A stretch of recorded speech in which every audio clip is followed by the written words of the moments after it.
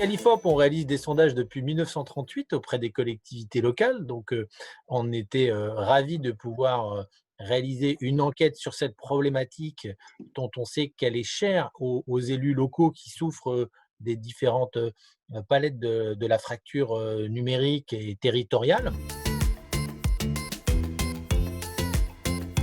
L'enquête, elle avait, un thème qui est l'accès aux espèces dans les communes, de moins de 10 000 habitants. Donc elle mettait en jeu la problématique de la fracture, bancaire dans, les territoires et la question de l'implication, notamment des pouvoirs publics dans la sauvegarde ou, le maintien des, différents points de retrait, de cash dans leur commune.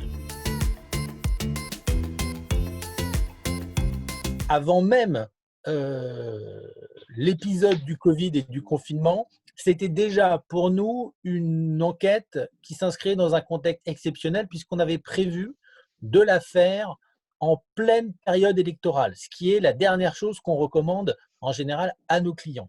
Pourquoi? Parce que les maires ne sont pas disponibles, vu qu'ils passent leur journée en campagne pour ceux, la grande partie qui, souhaitent renouveler leur mandat. Donc pour nous, c'était déjà très, très compliqué de réaliser l'enquête dans ce contexte, mais finalement, l'annulation du second tour nous a permis de réaliser l'exploit d'interroger un nombre de maires significatif dans le cadre de cette enquête. Pourquoi? Parce qu'ils étaient présents dans leur commune et aussi ils étaient disponibles et disposés à répondre, à être interviewés, alors même qu'en temps normal, ils font les cartons ou alors ils sont préoccupés par des enjeux électoraux beaucoup plus conséquents. Bref, voilà, l'idée c'était que nous étions partis très inquiets compte tenu du contexte électoral et finalement le contexte sanitaire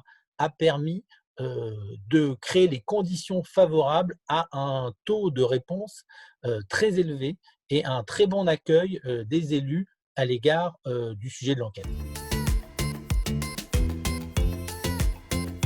Ce qui nous a surpris à l'IFOP, c'est l'intérêt assez incroyable des maires pour le sujet. On a bien senti que cette question de la fracture bancaire allait aussi de pair avec la question de la fracture numérique, des fractures territoriales, depuis le débat sur la France périphérique de Guy, ou tout un ensemble aussi de polémiques sur ces sujets qui attisent le milieu politique depuis des années et qu'il y avait une très forte attente des élus des communes rurales ou semi-rurales pour une médiatisation de ces enjeux.